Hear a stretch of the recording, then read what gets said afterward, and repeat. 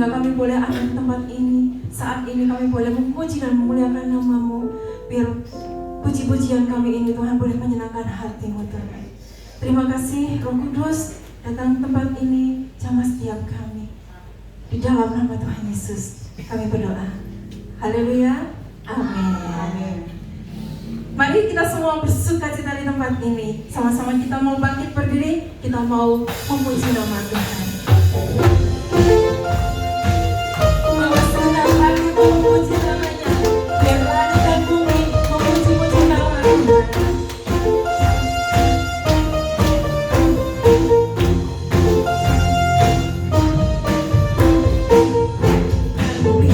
Pujilah Tuhan.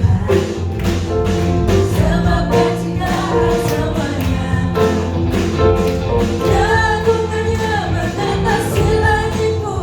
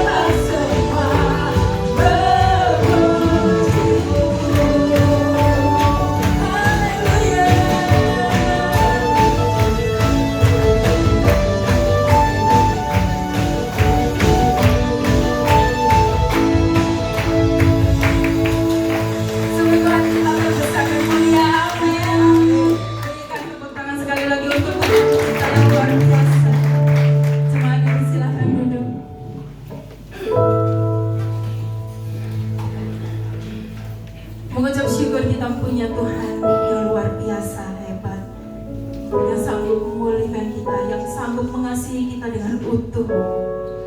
Kasih-Nya mampu menyelamatkan kita dan kasih-Nya membangkitkan setiap kita. Amin. Mari sama-sama kita mau lebih dalam lagi merasakan kasih-Nya Tuhan. Belum pernah ada kasih di dunia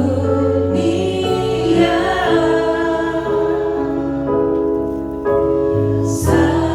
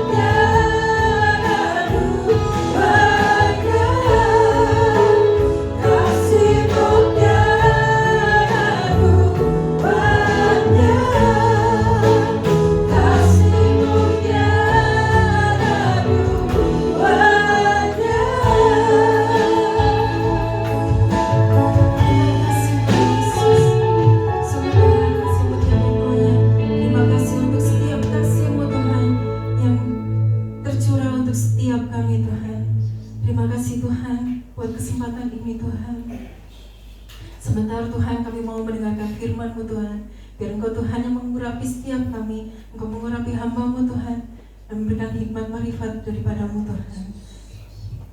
Biar firman-Mu Tuhan yang disampaikan Tuhan boleh merema di dalam setiap hati kami. Terima kasih Tuhan Yesus yang baik, di dalam nama Tuhan Yesus. Amin. Amin. Sebelum saudara duduk, kasih salam minimal 2 orang. Katakan Tuhan Yesus mengasihimu. Ya. Kasih senyuman ya, jangan dicenderutin. Silakan duduk. Ya. Shalom semuanya. Shalom. Ya, boleh duduk. Semangat ya hari ini ya. Kita udah pakai pink nih. Walaupun di luar tadi sempat hujan pagi ya. Saya pagi hujan gitu, tapi tetap bersyukur. Begitu menjelang udah jam 6 lewat ya, hujannya berhenti ya.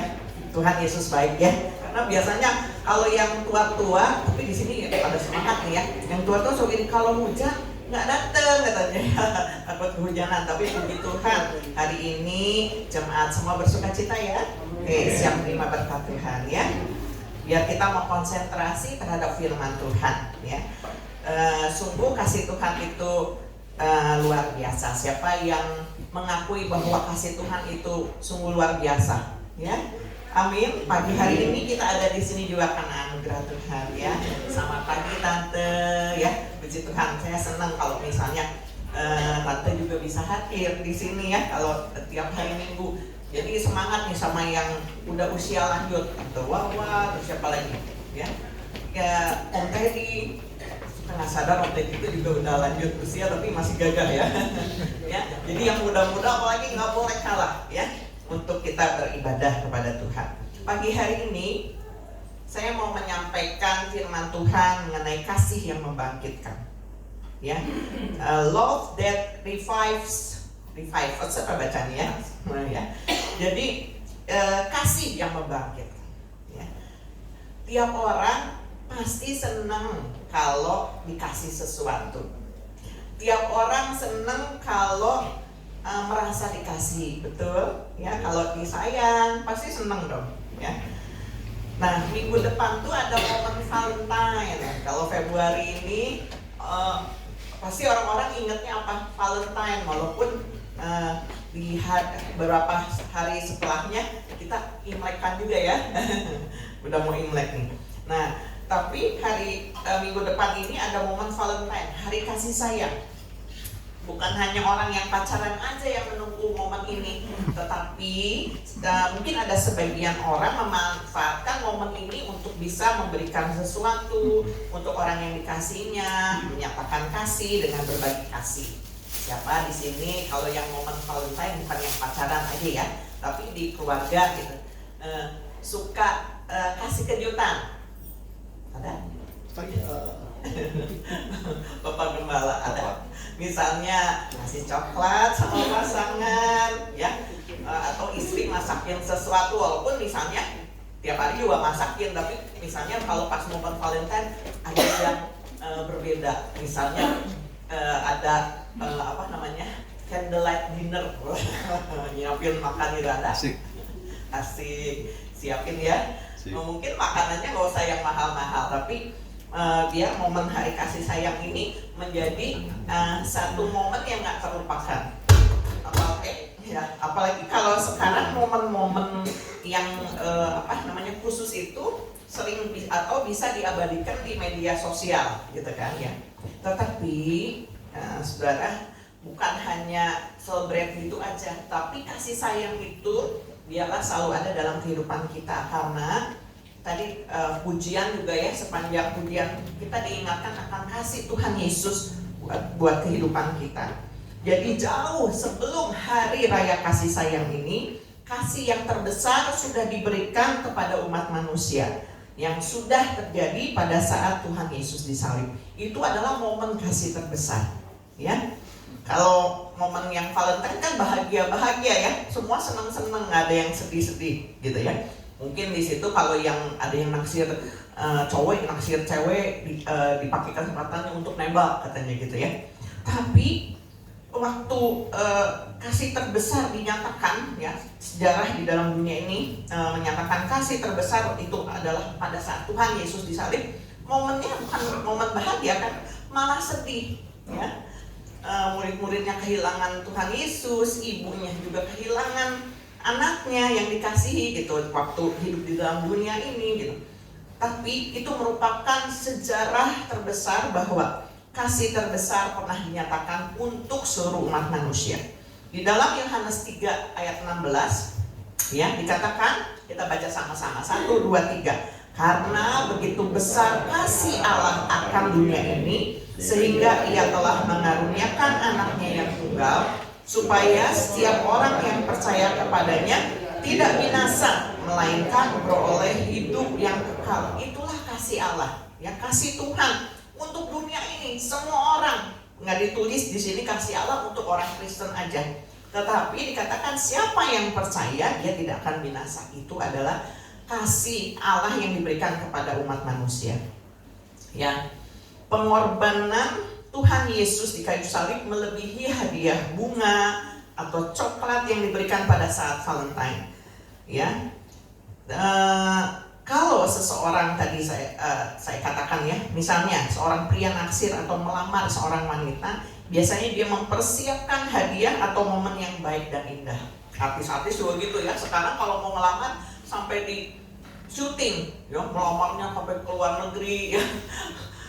Disiapkan momen terindahnya, menandakan bahwa dia mengasihi dan ingin serius membina hubungan. Tetapi hal itu juga terkadang nggak menjamin loh, ya. Bisa saja luntur seiring berjalannya waktu, ketika mungkin sudah tidak ada kecocokan atau hal lain. Tetapi kasih Tuhan Yesus kepada manusia itu nggak pernah luntur. Dia menyatakan kasihnya justru pada saat umat manusia masih berdosa. Kalau manusia kan cari yang baik-baik, ya. Kalau dia menyatakan kasih, dia melihat bahwa calonnya ini, wah, dia baik, dia cantik, dia ganteng, dan berbagai macam kriteria, ya. Tetapi Tuhan Yesus atau kasih Allah ini juga dinyatakan justru pada saat umat manusia ini masih berdosa. Kita baca di dalam Roma 5 ayat 8. Roma 5 ayat 8, kita baca sama-sama, 1, 2, 3. Akan tetapi Allah menunjukkan kasih-Nya kepada kita oleh karena Kristus telah mati untuk kita ketika kita masih berdosa. Ketika kita sebetulnya harusnya binasa, nggak layak gitu, karena hidup di dalam dosa, ya. Kalau kita melihat misal ya, secara nyata gitu, ada orang yang berbuat jahat, ada yang berbuat dosa yang kelihatan gitu. Biasanya kita langsung ngomentarin, gitu ya, dia berbuat dosa jahat, biasanya kan gitu manusia. Tetapi Tuhan Yesus itu dikatakan mengasihi kita, bukan mengkompromi dengan dosanya. Justru dia datang untuk menyelamatkan umat manusia supaya diperingatkan bahwa ada kasih. Aku mengasihi engkau, jangan hidup lagi di dalam dosa, ya. Jadi waktu Allah datang, artinya melalui Tuhan Yesus Kristus yang telah mati dikatakan, ya, untuk menyatakan kasih-Nya, itu dinyatakan ketika kita masih berdosa, ya. Manusia yang berdosa membutuhkan uluran kasih-Nya, dan Tuhan Yesus menawarkan keselamatan. Di dalam firman Tuhan katakan manusia sudah kehilangan kemuliaan Allah. Nah, kenapa manusia menyadari dirinya juga berdosa? Sebagian besar orang yang beragama, ya, mereka juga mencari, pengen berkenan di hadapan Allah, di hadapan Tuhan. Oleh sebab itu manusia berusaha untuk berbuat baik agar dirinya selamat, dan dengan harapan perbuatan baiknya mengantar mereka ke surga. Atau sebagian lagi manusia ada yang pasrah menerima takdir. Sebagai manusia yang terjerat dosa, malah mereka secara sadar menerima kalau mereka harus masuk neraka. Ada yang gitu, udah pasrah, saya mah udah nggak ada harapan lagi, gitu ya. Nah itu manusia, saudara, tidak bisa menyelamatkan dirinya sendiri walaupun dengan perbuatan baiknya. Tetapi, ya, bukan berarti kita lantas udah dia berbuat seenaknya, enggak. Tetapi karena kasih Tuhan Yesus itu dinyatakan dalam kehidupan kita, kita menerima Tuhan Yesus, yang percaya kepada Tuhan Yesus, dia meninggalkan dosanya, dia tidak berbuat jahat lagi, tetapi dia malah berbuat baik, bukan karena ingin masuk surganya, tetapi karena ucapan syukurnya atas kasih Tuhan Yesus dalam kehidupan kita. Amin. Ya. Tuhan Yesus datang untuk memberikan kasih-Nya yang membangkitkan mereka dari kematian kekal. Ya. Jadi yang utama itu kita diselamatkan supaya setelah kehidupan kita di dalam dunia ini, karena kita tahu kita hidup dalam darah dan daging, nggak bisa selama-lamanya hidup di dalam dunia ini. Ya, sekarang banyak juga yang meninggal umurnya masih muda-muda.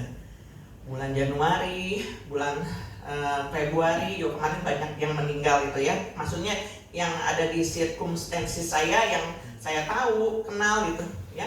Banyak yang pulang kan gitu. Ya.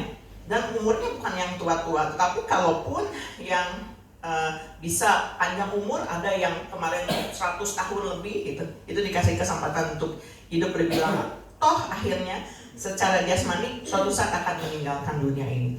Tetapi kasih Tuhan Yesus itu akan membangkitkan mereka dari kematian kekal. Artinya setiap orang yang percaya kepada Tuhan Yesus memiliki jaminan untuk masuk ke dalam kehidupan kekal di surga. Amin, ada amin ya. Hal itulah seharusnya yang membangkitkan iman kita untuk terus hidup di dalam kasih Tuhan dan membagikannya kepada mereka yang belum percaya atau belum mengenalnya, sambil kita sendiri memacu diri kita untuk semakin lebih dekat sama Tuhan, semakin mengasihi Tuhan. Ya. Nah, ada satu kisah di dalam firman-Nya tentang kasih Tuhan. Mungkin saudara ingat kisah tentang Lazarus yang dibangkitkan dari kematian. Ya, di situ ada makna rohani. Saya nggak baca semuanya, tetapi saya akan baca beberapa ayatnya sambil nanti kita juga men-sharingkan wujud kasih yang membangkitkan itu seperti apa, yang bisa kita terima ya dalam kehidupan kita sebagai orang percaya, bahkan kita bisa bagikan kepada yang lain. Di dalam Yohanes 11 ayat 5, Yohanes 11 ayat 5, di situ ya tertulis, Yesus memang mengasihi Marta dan kakaknya dan Lazarus. Jadi ada satu keluarga, di situ tinggal Marta, Maria, dan Lazarus. Dan dinyatakan di ayat 5 ini, Yesus mengasihi Marta, kakaknya, dan Lazarus. Yesus mengasihi umat manusia. Yesus mengasihi kita semua yang di sini. Amin. Kemudian singkat cerita dikatakan waktu itu Lazarus sakit dan akhirnya meninggal, mati dikatakan. Akhirnya dikubur. Tetapi Tuhan Yesus belum datang ke kampung itu pada saat Lazarus itu meninggal. Kemudian ayat 32 saya akan loncat, Yohanes 11 ayat 32 dan seterusnya. Setibanya Maria di tempat Yesus berada dan melihat dia, maksudnya Maria melihat Tuhan Yesus, tersungkurlah ia di depan kakinya dan berkata kepadanya, Tuhan, sekiranya Engkau ada di sini, saudaraku pasti tidak mati. Ketika Yesus melihat Maria menangis dan juga orang-orang Yahudi yang datang bersama-sama dia, maka masyurlah hatinya. Ia sangat terharu dan berkata, di manakah dia kamu baringkan? Jawab mereka, Tuhan, marilah dan lihatlah. Maka menangislah Yesus. Kata orang-orang Yahudi, lihatlah betapa kasihnya kepadanya. Yang terjadi di dalam kisah ini adalah kematian secara jasmani, yang kita juga mungkin lagi dalam antrian kita akan mengalami. Tetapi ada juga mengandung arti rohani, bahwa kematian memang selalu menimbulkan kesedihan, kepedihan. Kematian jasmani aja membuat sedih, apalagi kematian secara rohani, ya. Karena kalau kita mati secara rohani, kita tidak punya lagi kepekaan ya terhadap kasih Tuhan. Bahaya itu. Oleh sebab itu, biarlah kita setiap orang yang percaya harus semakin diasah kepekaan kita, iman kita untuk semakin mengasihi Tuhan. Orang yang mati secara rohani tidak ada lagi pengharapan, tidak ada lagi semangat untuk hidup. Kalaupun hidup rasanya seperti sudah mati. Oleh sebab itu manusia butuh kasih siapapun. Cuma kasih manusia sendiri terbatas dan kadang bisa salah waktu prakteknya. Ya. Karena kan kasih macam-macam nih, ada kasih agape, kasih eros, kasih filia, katanya kasih persahabatan, kasih eros, yang pacaran. Tapi kalau misalnya salah diterapkan, itu juga bahaya kan. Tetapi ini berbicara tentang kasih agape, kasih kekal, kasih Allah ya. Ungkapan Maria pada waktu Yesus datang ke rumahnya menyatakan betapa dia butuh kehadiran Tuhan. Tadi ada dikatakan, sekiranya engkau hadir, saudaraku tidak akan mati. Itu yang dikatakan Maria. Ketika Yesus hadir di dalam kehidupan kita, kebangkitan itu terjadi. Ya. Jadi pastikan Yesus itu selalu hadir di dalam kehidupan kita. Amin. Menjadi prioritas utama di dalam kehidupan orang percaya. Hadir di dalam keluarga kita. Hadir di dalam lingkungan kita. Kita yang terus membawa nama Tuhan Yesus. Dan ketika kebangkitan itu terjadi, pasti akan terjadi pemulihan. Karena seseorang yang mati secara rohani, dia nggak bisa berbuat apa-apa. Dia butuh pertolongan, saudara. Tetapi ketika Tuhan Yesus hadir, dia memberikan pertolongan. Jadi kalau kita bisa mengasihi, itu bukan karena kuat gagah kita, bukan karena kita romantis nih, ya. Pasanganku romantis, Bapak Gembala tuh romantis. Dulu lagi waktu pacaran sering banget ya ngasih sesuatu gitu. Itu kalau masa pacaran ya. Tapi banyak juga kisah yang lagi pacarannya indah, tapi waktu masuk rumah tangganya ternyata tidak seindah waktu pacaran ya. Tetapi buat orang-orang percaya, orang-orang yang mengasihi Tuhan, harusnya selalu ada hal yang indah. Jadi yang udah lama misalnya nggak dilakukan, lakukan lagi yuk. Jadi jangan hanya, inget dulu pacaran mah kamu sering ngasih gitu. Oh berarti sekarang saya udah lama ya nggak kasih sesuatu, buat sesuatu yang indah. Nah momen Valentine ini sebetulnya adalah waktu yang tepat, walaupun harusnya kasih itu harus ada setiap hari. Jadi di momen Valentine ini yuk, yang cowok-cowok, yang cewek-cewek, yang suami nyatakan kasih kepada istri, istri nyatakan kasih kepada suami, orang tua kepada anak, anak kepada orang tua, nyatakan kasih gitu ya. Oke. Bahkan pelukan saja sangat berarti. Ada berapa banyak kita ya tidak merasakan kasih di dalam keluarga karena kekurangan pelukan. Pelukan nggak bayar, tapi yang halal ya, artinya suami dengan istri, orang tua dengan anak ya. Biarlah kasih itu terjadi di dalam kehidupan kita ya. Karena kasih yang membangkitkan itu hanya bisa diberikan oleh Tuhan Yesus kepada kita. Respon kita sebagai orang percaya, kita harus mempraktekannya ya. Apa wujud kasih yang membangkitkan tersebut? Kita akan masuk ke sharing firman Tuhan. Yang pertama, wujud kasih yang membangkitkan tersebut adalah empati yang mendalam atau compassion. Yesus tidak hanya datang untuk melakukan mujizat. Waktu kisah Lazarus ini, orang-orang melihatnya mujizatnya setelahnya, waktu Lazarus sudah 4 hari meninggal di dalam gua, pasti sudah berbau. Tapi Tuhan Yesus kan bilang gini, Lazarus keluar, bangkitlah gitu ya. Dibuka lubang kuburnya, suruh keluar. Ketika Lazarus bangkit, yang lain takjub. Wah, itu mujizat. Tetapi Yesus tidak hanya datang untuk melakukan mujizat. Sebelumnya ia turut merasakan kesedihan. Ya. Di ayat Yohanes 11 ayat 35 dikatakan Yesus menangis. Ini menunjukkan bahwa kasihnya melibatkan emosi yang mendalam terhadap penderitaan manusia. Seseorang yang sudah mengalami kasih Yesus, dia pasti akan memiliki empati yang mendalam terhadap penderitaan orang lain.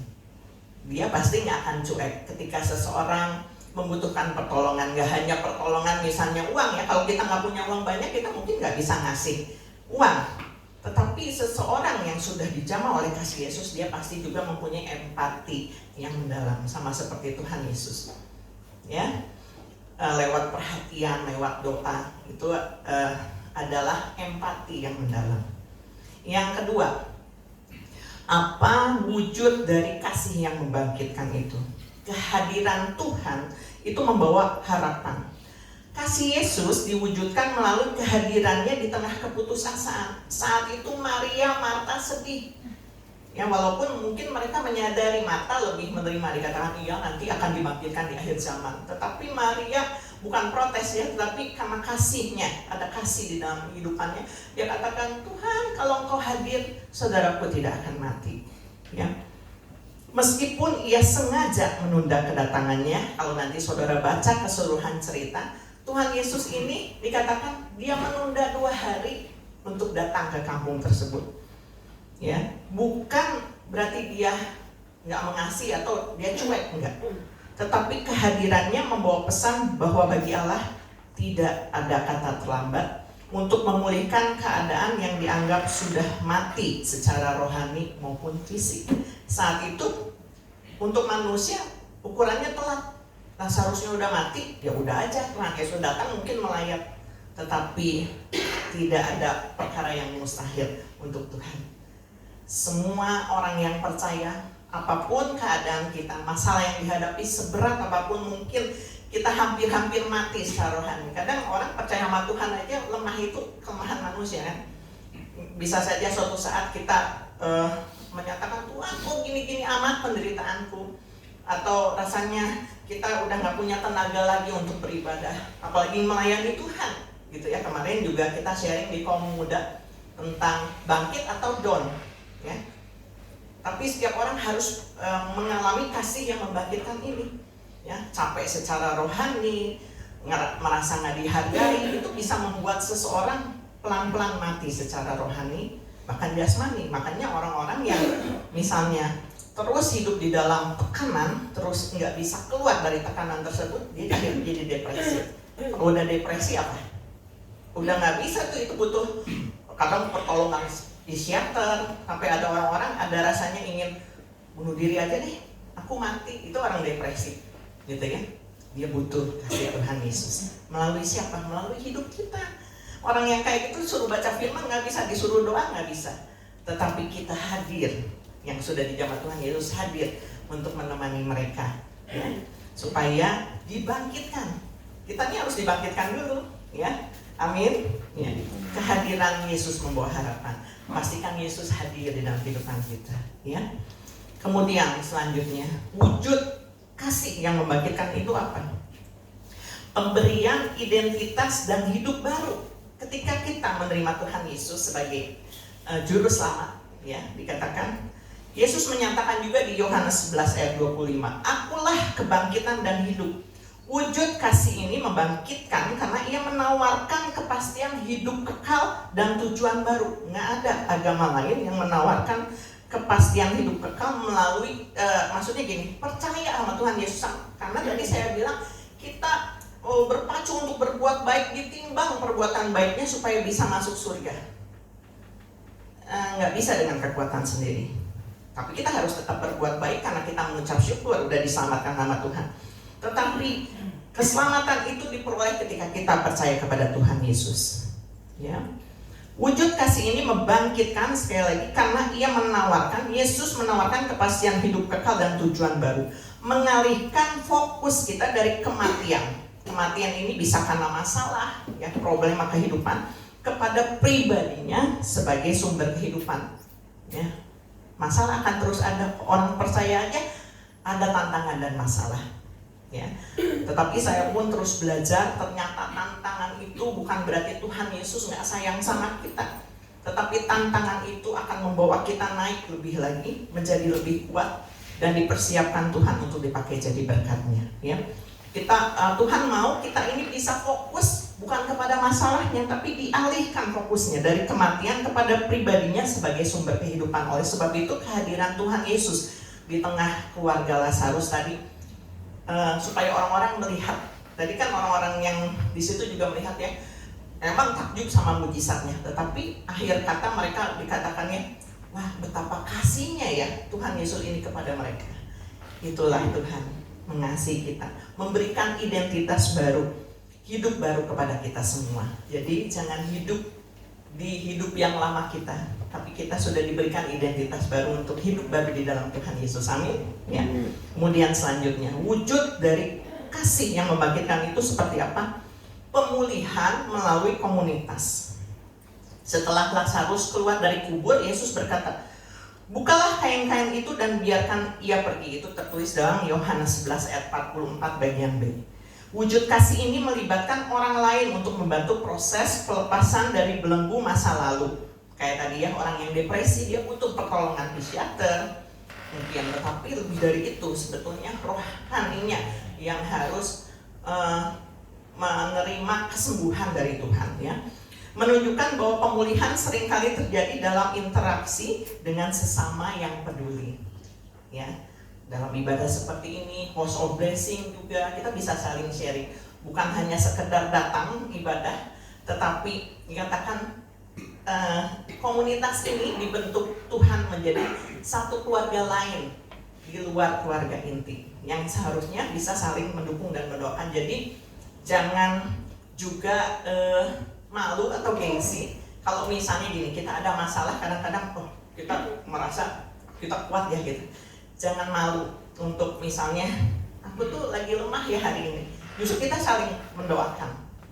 Saya senang ya, saya pun kan manusia ya, walaupun hamba Tuhan ini merasa lemah. Kadang kalau lagi ngobrol sama orang gitu, terus dia punya pengalaman yang maksudnya lagi saya juga mengalami gitu, saya dapat kekuatan gitu ya. Jadi saling sharing gitu.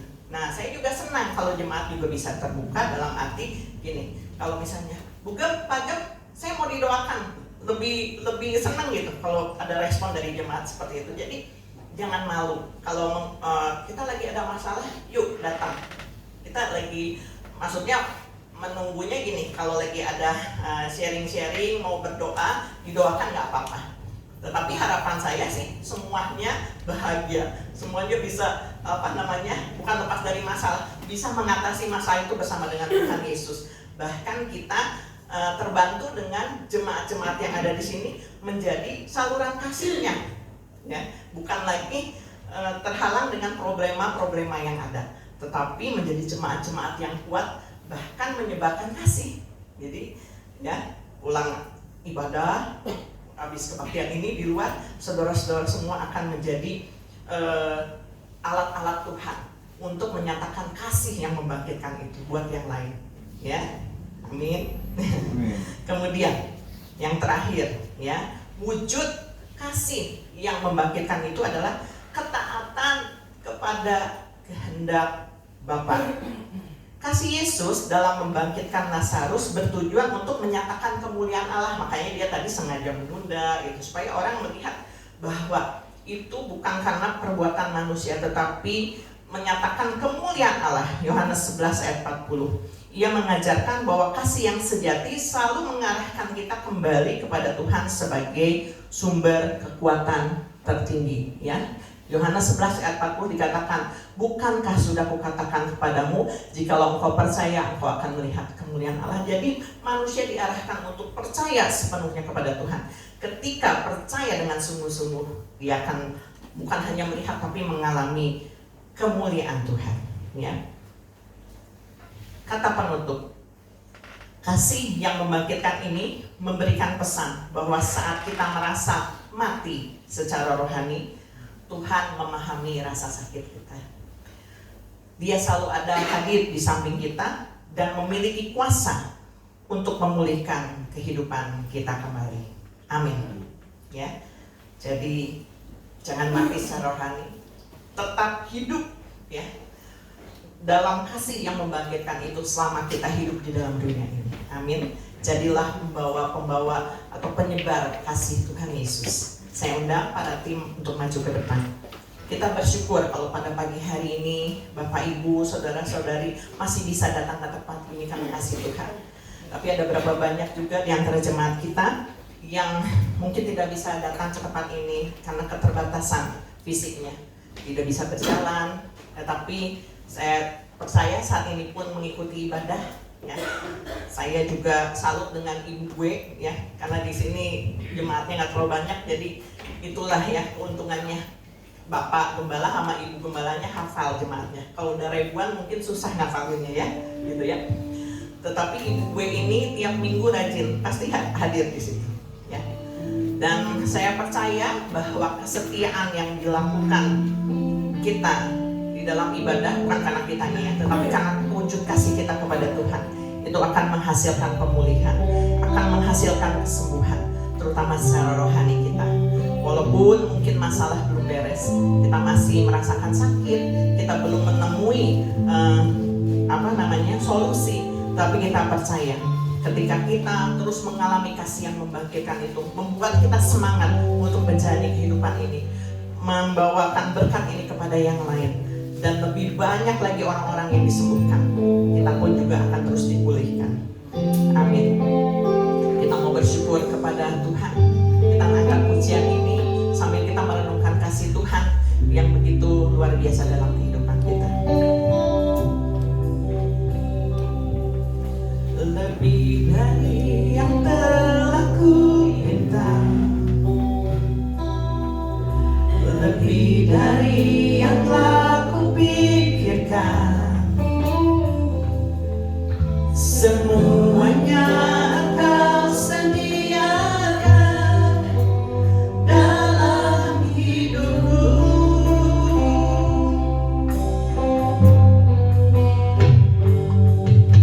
Tidak dapat aku mengukurnya, tidak dapat aku menghitungnya, kebesaran kasih-Mu ya Tuhan yang Kau berikan. Ku bersyukur padamu, ku bersyukur padamu, Kau Tuhan yang mengasihiku. Kaulah jaminan hidupku, hati-Mu ada bagiku. Ku bersyukur padamu, Kau Tuhan yang mengasihiku. Kau jadikan hidupku ini lebih indah dan lebih berharga. Kita pejamkan mata sebentar. Kita mengingat bahwa begitu besar kasih Tuhan dalam kehidupan kita. Pengorbanannya di kayu salib, bahkan mungkin jauh sebelum kita lahir. Tetapi itu menyatakan jaminan bahwa Tuhan itu mengasihi umat manusia. Kita semua yang dipanggil dalam rencana Allah, kita semua dikasihi. Dikatakan siapa yang percaya, dia tidak akan binasa. Jangan lagi kita hidup di dalam kehidupan yang lama yang penuh dosa, tetapi kita sudah diberikan identitas baru di dalam Tuhan, hidup baru di dalam Tuhan. Biarlah kita juga terus terlibat di dalam komunitas-komunitas yang saling mendukung. Kita memiliki kasih juga kepada yang lain, memiliki empati yang mendalam kepada yang lain, dan biarlah kita terus memiliki pengharapan di dalam Tuhan Yesus. Dan biar kehidupan kita terus mengalami pemulihan demi pemulihan ketika kita taat kepada Tuhan. Semakin mendekat kepadanya, semakin mengasihi Dia. Karena kita tahu ketika kita berdoa kepada Tuhan, Dia akan juga menolong kita, bahkan jauh melebihi pikiran kita. Jangan khawatir, jangan kita fokus kepada masalah, tetapi biarlah kita fokus kepada sumber kehidupan yang memberikan kasih, yang membangkitkan itu. Haleluya, kita naikkan pujian ini dengan sungguh-sungguh kita bersyukur kepada Tuhan. Lebih dari yang telah ku minta, lebih dari yang telah ku pikirkan, semuanya Kau sediakan dalam hidupku. Amin. Itulah kasih Tuhan buat kehidupan kita. Tidak dapat aku mengukurnya. Kasih Tuhan tidak terbatas. Tidak dapat aku menghitungnya.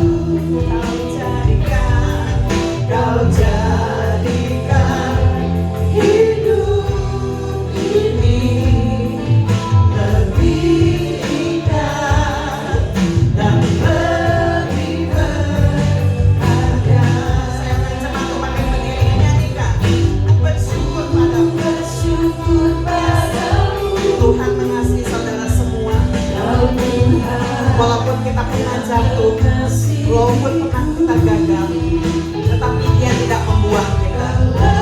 Dia meraih kita, karena Dia mengasihi kita. Tidak ada kata terlambat untuk berubah. Gunakan identitas kita sebagai anak-anak Tuhan yang mau terus membawa kemuliaan bagi nama-Nya.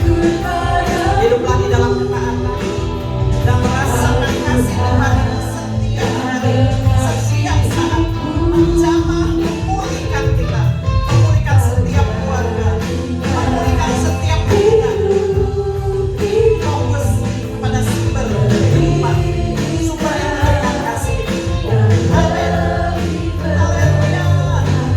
Katakan terus syukur kita. Haleluya. Ku bersyukur padamu Yesus, Kau Tuhan yang mengasihi. Terima kasih Tuhan, Kaulah jaminan hidupku. Hatimu ada bagiku. Bersyukur padamu. Terima kasih Kau Tuhan, Kau mengasihi hidupku. Kau jadikan hidup ini lebih indah dan lebih berharga. Kau jadikan hidup ini lebih indah, lebih indah, berharga, lebih berharga. Kau jadikan hidup ini, amin, lebih indah dan lebih amin. Kasih kemuliaan Tuhan, nyatakan syukur kita kepada Tuhan. Terima kasih Tuhan, terima kasih Tuhan untuk pagi hari ini, pagi yang kami boleh merasakan kasih Tuhan. Kami masih bisa bernafas. Biarlah Tuhan ini kami syukuri bukan karena satu kebiasaan, tetapi Tuhan seperti helaan nafas kami. Biarlah cinta Tuhan, kasih Tuhan boleh kami rasakan setiap saat. Dan ketika kami menghirup, kami menghidupi kasih Tuhan yang membangkitkan itu, sudah pasti ada perubahan dan pemulihan di dalam kehidupan kami. Kami tidak terpuruk lagi dengan kegagalan, masalah-masalah yang ada karena itu dibuat si iblis untuk mengintimidasi kami. Tapi pada saat ini kami mengambil komitmen Tuhan Yesus. Kami tidak mau lagi diintimidasi oleh rasa bersalah, oleh kutuk-kutuk, oleh kuasa-kuasa iblis, kuasa kegelapan. Tetapi kami mau hidup di dalam identitas baru kami, hidup di dalam Tuhan Yesus. Dan biarlah Tuhan pemulihan terjadi dan kami bisa membagikan kasih. Bukan hanya orang yang mau menerima saja, tetapi kami mau membagikan kasih sehingga kasih Tuhan itu nyata. Kami mau mulai di dalam keluarga kami Tuhan. Kami mau mulai untuk memberikannya kepada istri kami, suami kami, pasangan kami, anak kami, orang tua kami. Biarlah Tuhan Yesus kasih itu diwujudkan di dalam perbuatan sehingga firman Tuhan akan terjadi dalam kehidupan kami. Bukan dikukung, tetapi kami lepaskan terus Tuhan Yesus dalam kehidupan kami. Kami lepaskan pengampunan karena Tuhan sudah mengampuni kami. Kami lepaskan juga Tuhan Yesus rasa sakit kami ini Tuhan Yesus. Apa yang sudah kami alami di masa lalu, biarlah itu tidak mengikat kami lagi, tetapi pikiran dan hati kami dibaharui oleh firman Tuhan. Sehingga yang kami lakukan adalah kebenaran firman Tuhan. Terima kasih untuk pagi hari ini. Terus Roh Kudus yang akan bekerja dalam kehidupan kami. Firman Tuhan yang hamba sampaikan terbatas, tetapi Roh Kudus yang akan menjamah setiap hati kami, setiap hati jemaat Tuhan, bahkan anak-anak kecil, supaya mereka juga boleh mengalami kasih Tuhan Yesus yang membangkitkan itu di dalam kehidupan kekristenan kami. Terima kasih Tuhan. Tutup bungkus kami dengan kuasa darah Yesus. Serangan-serangan balik dari kuasa kegelapan kami patahkan, hancurkan di dalam nama Yesus. Kami tidak izinkan itu mempengaruhi pikiran kami, karena kami sudah ditebus oleh darah Tuhan Yesus, ditebus oleh kasih Tuhan yang luar biasa. dan kami tidak mau menggantikannya dengan yang lain. Karena kasih yang membangkitkan itu ada dalam kehidupan kami. Terima kasih Tuhan, terpujilah nama-Mu. Di dalam nama Tuhan Yesus kami bersyukur, haleluya, amin. Silakan duduk.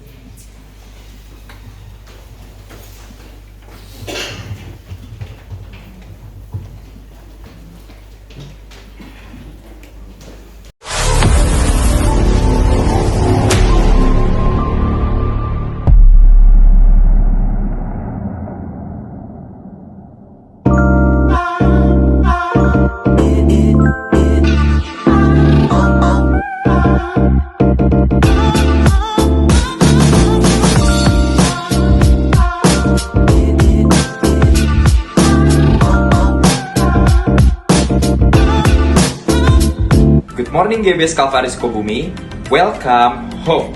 Selamat datang di ibadah GBS Kalvari Sukabumi. Senang sekali bisa bertemu dan berfellowship dengan Anda sekalian. Bagi Anda yang baru pertama kali hadir di ibadah GBS Kalvari Sukabumi, welcome. Kami senang sekali Anda dapat hadir beribadah bersama kami and be part of our family. Tadi kita sudah mendengarkan firman Tuhan. Biarlah setiap firman yang kita dengar bisa menjadi rema bagi setiap kehidupan kita. Setiap hari Rabu kita ada doa puasa jam 5 sore di GBS Kalvari Sukabumi. Jangan sampai lewatkan doa puasa ini agar kita bisa terus menjadi penopang bagi gereja GBS Kalvari Sukabumi. Lalu hari Kamis besok akan ada House of Blessing edisi Worship Night di GBS Kalvari Sukabumi jam 5:30 sore. So, make sure bagi Anda yang mau join berkumpul bersama kami untuk menyenangkan hati Tuhan Yesus, hadir tepat waktu ya. Bagi para kaum wanita, hari Jumat depan akan ada Calvary Woman jam 5 sore di GBS Kalvari Sukabumi. Yuk mari berkumpul untuk menjadi wanita-wanita yang teguh karena penyertaan daripada Tuhan Yesus. Dan untuk para teenagers, youth, college, and young adult, hari Sabtu depan kita ada Calvary Youth Special Valentine's Day jam 4 sore di GBS Kalvari Sukabumi. And trust me guys, it's gonna be so much fun. So, stay tuned. Kita juga punya program spesial loh, yaitu WFH alias Worship from Home setiap hari Senin sampai Jumat jam 4 subuh via Google Meet. Yuk mari kita ikuti WFH ini agar kita bisa terus menjadi pendoa-pendoa sebagai penopang bagi gereja GBS Kalvari Sukabumi. Setiap hari Minggu kita ada ibadah raya jam 8 pagi di GBS Kalvari Sukabumi lantai 1 dan lantai 2. Dan juga Calvary Kids di lantai 3. Yang tentunya kita akan berkumpul untuk memuji Tuhan dan mendengarkan firman-Nya. So, I see you guys there. 2 Korintus 9 ayat 7 berkata, hendaklah masing-masing memberikan menurut kerelaan hatinya. Jangan dengan sedih hati atau karena paksaan, sebab Allah mengasihi orang yang memberi dengan sukacita. Bukan tentang seberapa besar pemberian itu, melainkan seberapa besar hati yang memberikannya. Bagi Anda yang ingin memberikan persembahan atau persepuluhan untuk Tuhan melalui gereja GBS Kalvari Sukabumi, Anda dapat scan QR berikut.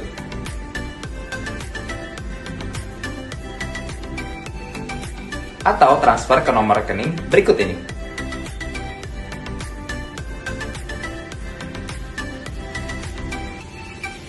Atau dapat memberikannya secara langsung melalui kantong persembahan yang akan diedarkan. Follow Instagram @GBS Kalvari Sukabumi untuk mengetahui lebih banyak kegiatan yang ada di gereja kami. Jangan lewatkan kesempatan kita untuk tumbuh dalam iman dan komunitas. Ingat, bersama Kristus kita lebih kuat. That's all for today. Thank you for watching What's on GBS Kalvari Sukabumi this week. Have an amazing Sunday and Jesus bless you.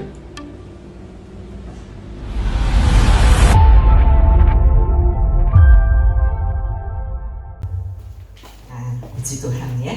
Hari Rabu ada doa puasa, yuk gabung ya di jam 5 sore supaya kita terus menerima pemulihan dan perubahan terjadi dalam kehidupan kita. Kamis ini House of Blessing-nya di tempat ini ada worship night. Ajak teman sebanyak-banyaknya untuk kita menikmati juga komunitas yang saling mendukung ya.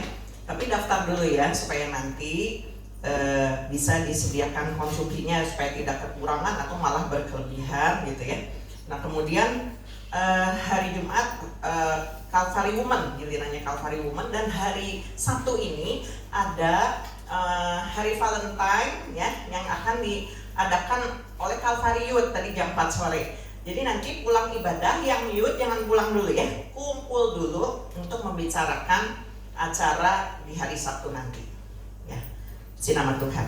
Kita akan jalankan persembahan, kita akan berdoa untuk persembahan yang sebentar kita akan bawakan. Terima kasih Tuhan untuk pagi hari ini, dan tiba saatnya kami akan memberikan persembahan. Biarlah Tuhan Yesus, apa yang kami berikan pada saat ini kami berikan juga dengan sukacita dan penuh ketulusan, dan kami percaya apa yang kami berikan ini juga mendatangkan kebaikan. Dan Tuhan akan terus memberkati pekerjaanmu di tempat ini, memberkati juga setiap jemaat, apa yang mereka usahakan, kerjakan, terus Tuhan yang pimpin, Tuhan yang akan arahkan ke jalan-jalan keberhasilan, ke jalan-jalan kemenangan, supaya nama Tuhan saja yang dipermuliakan dan kehidupan jemaatmu terus semakin diberkati, bukan hanya secara jasmani tetapi rohani, sehingga segala sesuatunya akan berjalan sesuai dengan kehendak dan rencana-Mu. Terima kasih Tuhan, kami siap untuk memberi. Di dalam nama Tuhan Yesus kami bersyukur, haleluya, amin. Puji nama Tuhan. Kasih Yesus yang membangkitkan. Tiba saatnya kita memberikan yang terbaik, berikan dengan sukacita.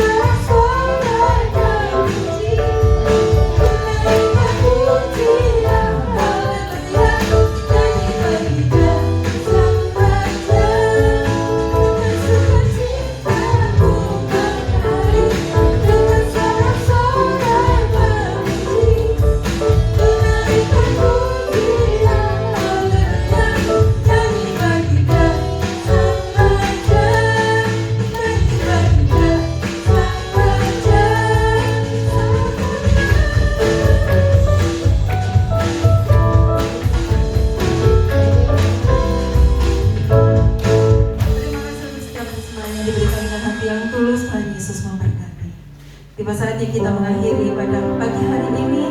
Mari jemaat, saya undang untuk bangkit berdiri.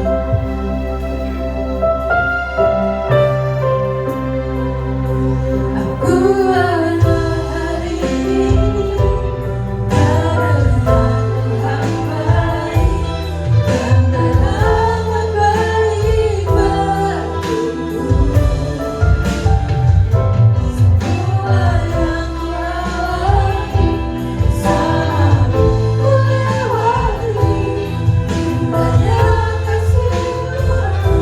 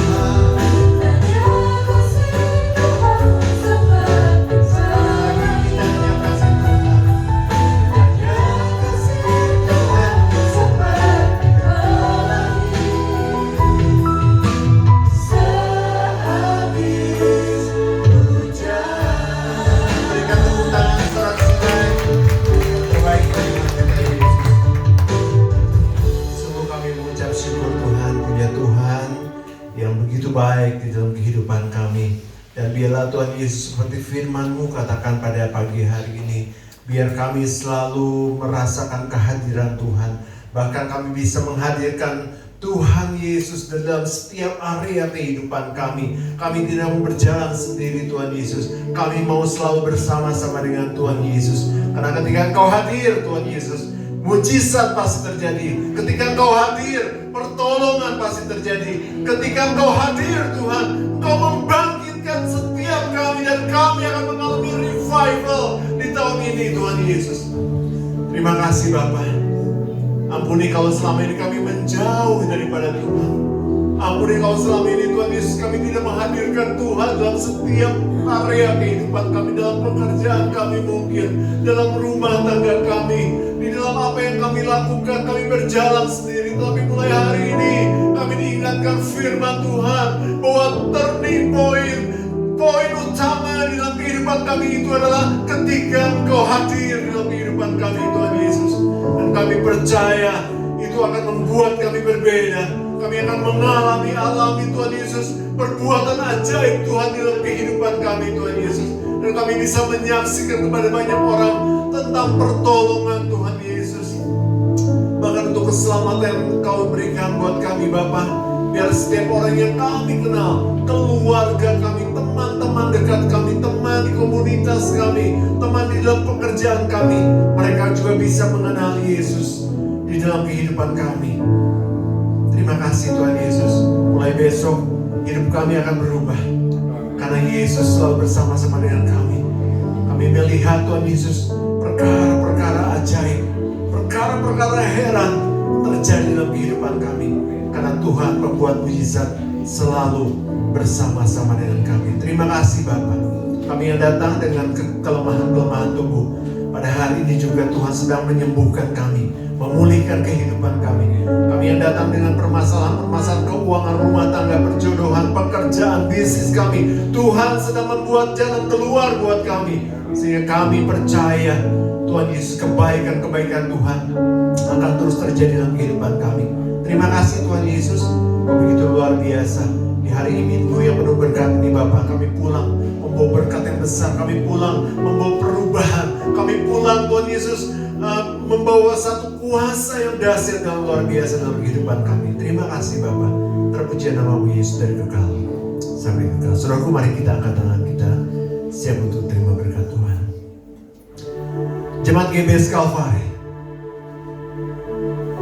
pulanglah dengan membawa berkat yang besar dari surga.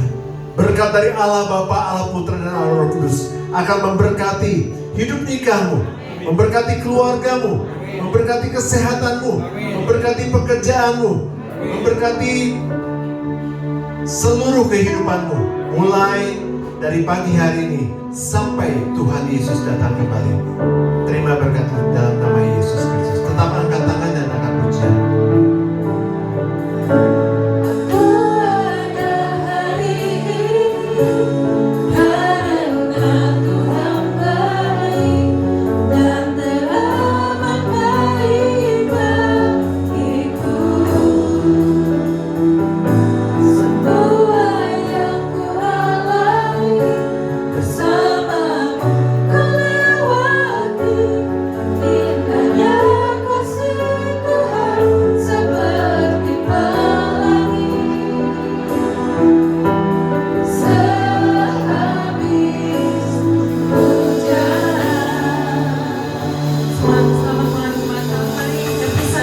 Jesus bless you.